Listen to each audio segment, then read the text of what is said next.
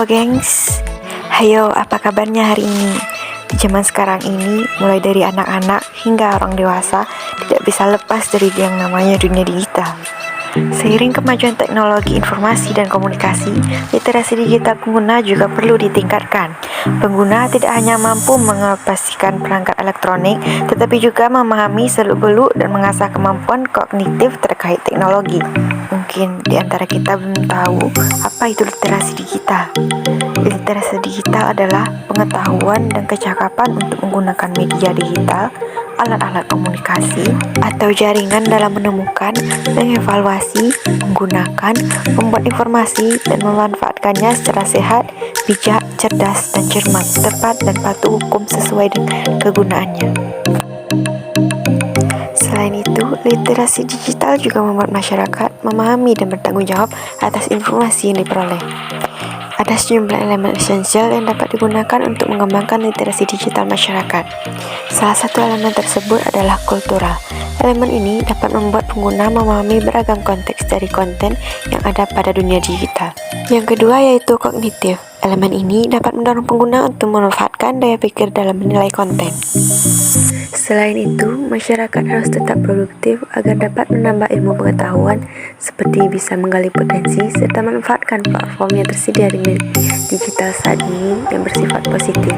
Literasi digital juga mendorong masyarakat untuk lebih tertarik mengakses konten-konten positif di dunia maya. Konten positif inilah yang dapat meningkatkan kehangatan dan kebahagiaan, menurunkan stres, serta membuat persatuan sosial antara pengguna. Menurut salah satu pengelola platform Clipa.com, A.A. Subandoyono mengatakan bahwa sekolah dan kampus di masa depan hanya menjadi fasilitator pembelajaran. Pasalnya, pengguna bisa mendapatkan berbagai ilmu pengetahuan melalui internet.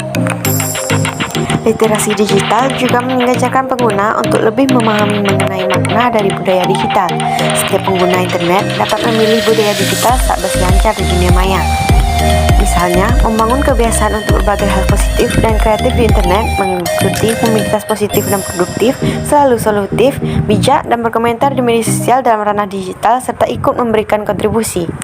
Selain budaya digital, juga ada sistem digital yang merupakan kerjaan komputer sebagai alat elektronik yang berbasis data. Dalam sistem digital, pengguna dapat memberikan proteksi pada perangkat digital dari berbagai ancaman malware. Malware merupakan singkatan dari malicious software, yang artinya perangkat lunak yang dirancang untuk mengontrol perangkat lain secara diam-diam, bisa mencuri informasi pribadi hingga uang dari pemilik perangkat. Dikutip dari atribusi kewargaan digital dalam literasi digital oleh Yuda Pradana, terdapat 4 prinsip dasar literasi digital, yaitu yang pertama yaitu pemahaman, yaitu kemampuan memahami informasi yang beredar di media. Yang kedua yaitu saling ketergantungan antara media yang satu dengan yang lainnya, saling bergantung dan berhubungan. Yang ketiga yaitu faktor sosial, yang artinya saling berbagi pesan atau informasi kepada masyarakat.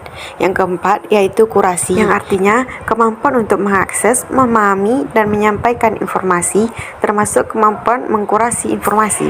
Menurut Steve Weller yang dikutip melalui laman Gramedia, terdapat 9 komponen yang termuat dalam literasi digital. Yang pertama yaitu social networking, artinya media sosial bisa menjadi sumber informasi, namun perlu kecermatan dalam menyaring informasi yang beredar. Kemampuan memanfaatkan fitur di media sosial menjadi salah satu hal penting yang mesti dimiliki.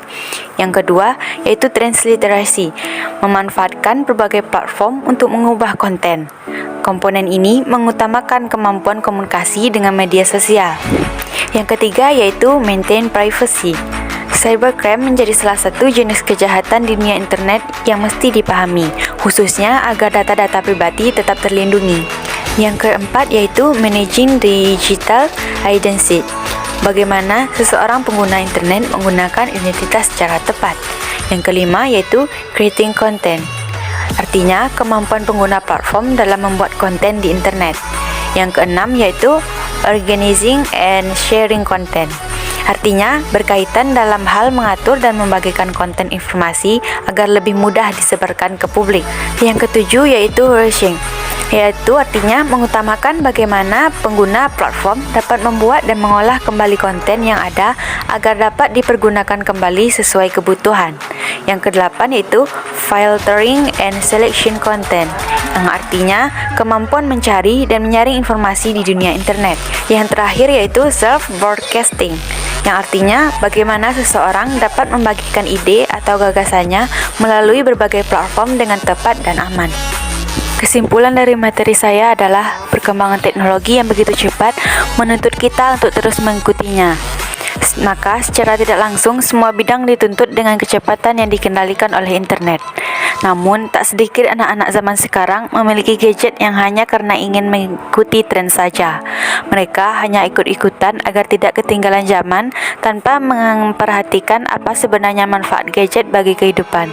Oleh karena itu, konsep literasi digital perlu diajarkan agar mereka tetap terarah dalam dunia teknologi ini.